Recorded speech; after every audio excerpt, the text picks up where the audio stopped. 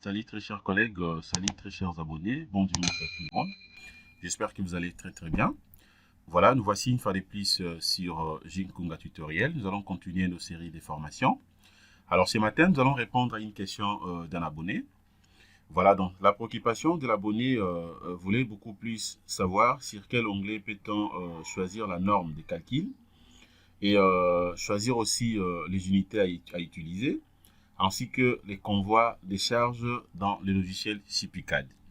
Voilà, donc c'est ce que nous allons faire tout de suite, de manière à ce que vous puissiez comprendre comment est-ce que vous pouvez donc procéder pour choisir la norme, mais aussi choisir aussi les convois des charges que vous allez utiliser, et enfin également comment est-ce que vous pouvez donc directement paramétrer les unités.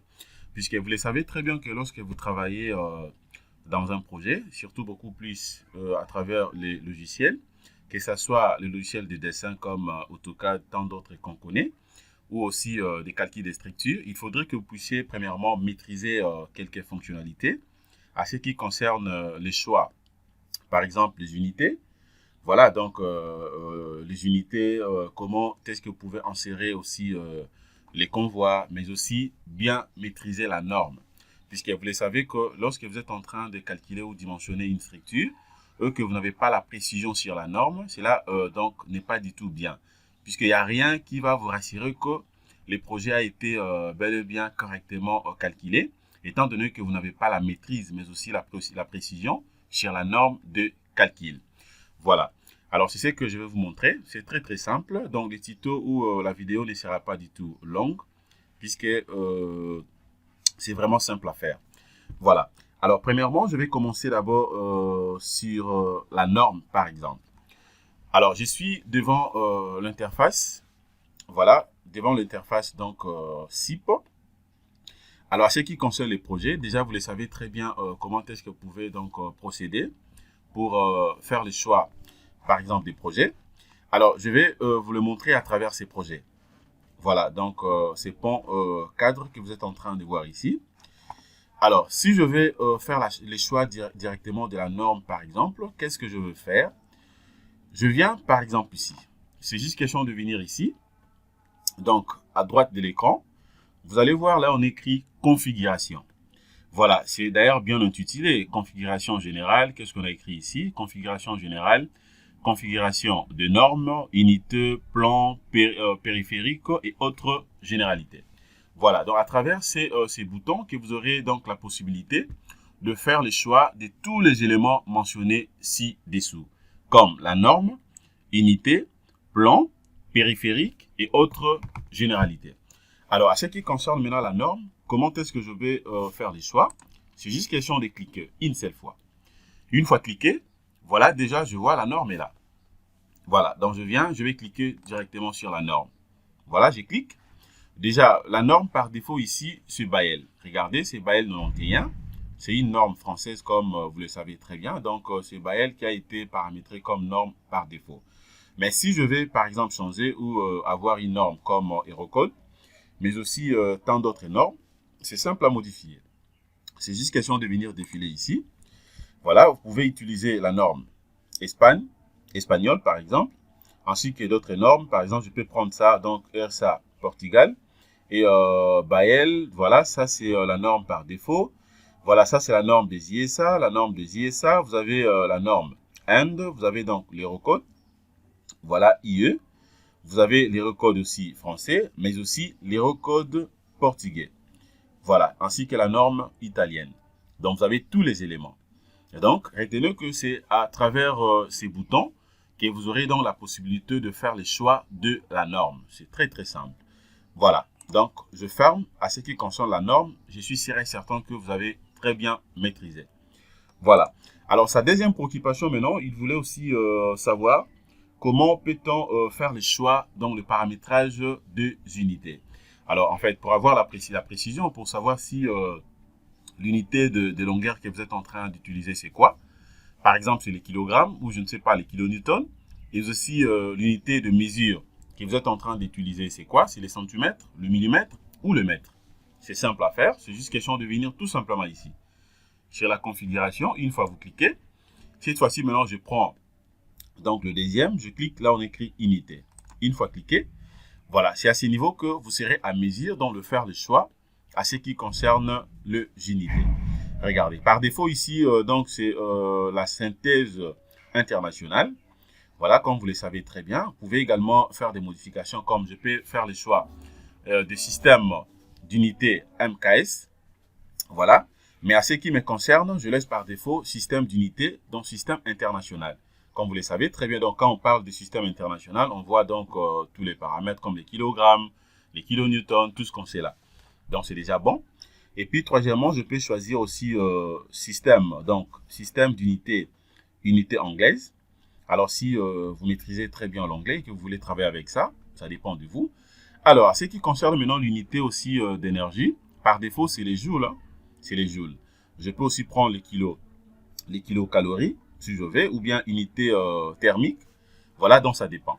Donc, c'est à ce niveau ici que vous serez à mesure de faire les choix à ce qui concerne le unité, le paramétrage des unités. Je crois que là aussi, c'est bon. Voilà, et puis je ferme. Voilà. Alors, sa troisième préoccupation maintenant, c'était quoi?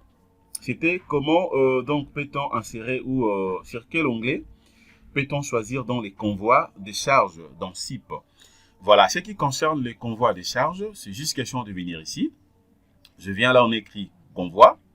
Voilà. Bon, je vais d'abord enlever les convois que vous êtes en train de voir ici. Voilà, une fois que je viens ici sur convoi de charge, cliquez. Alors, pour insérer directement les convois, je peux venir sur nouveau. Je viens directement sur nouveau, une fois cliqué. Voilà, les convois apparaissent directement ici. Voilà, les convois est là. Vous avez donc les convois par défaut, ce qui apparaît ici. Alors, maintenant, ce qui concerne, si je vais modifier ou vérifier quelques paramètres ou quelques données à ce qui concerne les convois que je viens de choisir ici, c'est simple. Je peux rentrer qu'ici.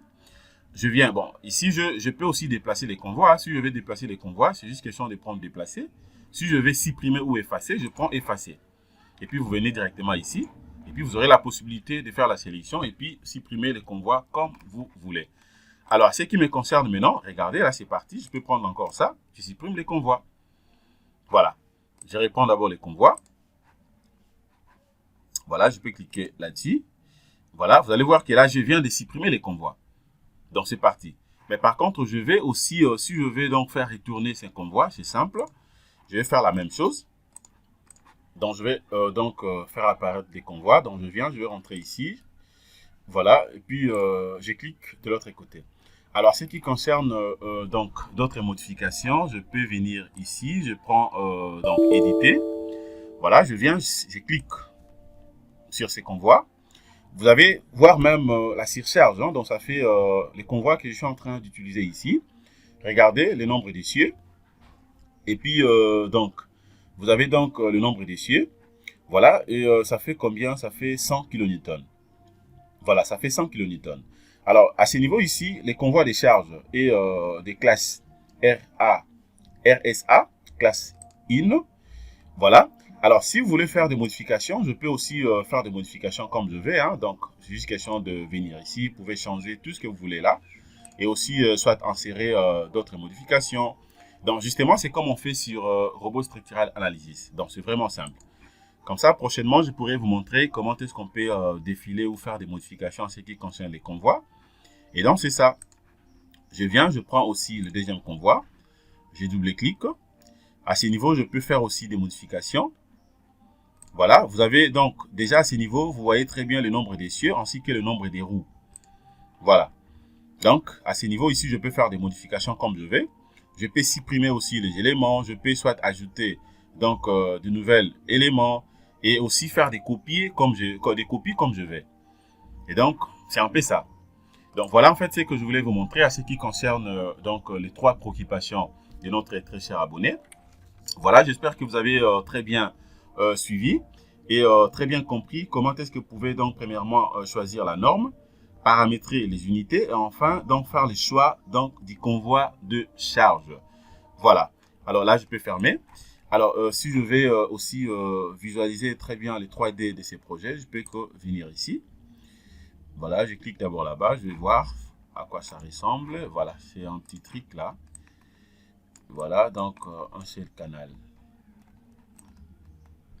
Voilà, donc c'est un peu ça. OK? Et puis je peux fermer. Voilà, et puis je rentre là. Et donc, voilà ce que je voulais vous montrer concernant cette petite vidéo. Voilà, merci de votre disponibilité. Abonnez-vous massivement sur Jinkunga Tutoriel. Nous allons continuer nos séries de formations de manière à ce que nous puissions aider notre communauté africaine, mais aussi le monde entier, de bien maîtriser donc les différents logiciels. Merci de votre disponibilité. Passez une excellente journée. Au revoir.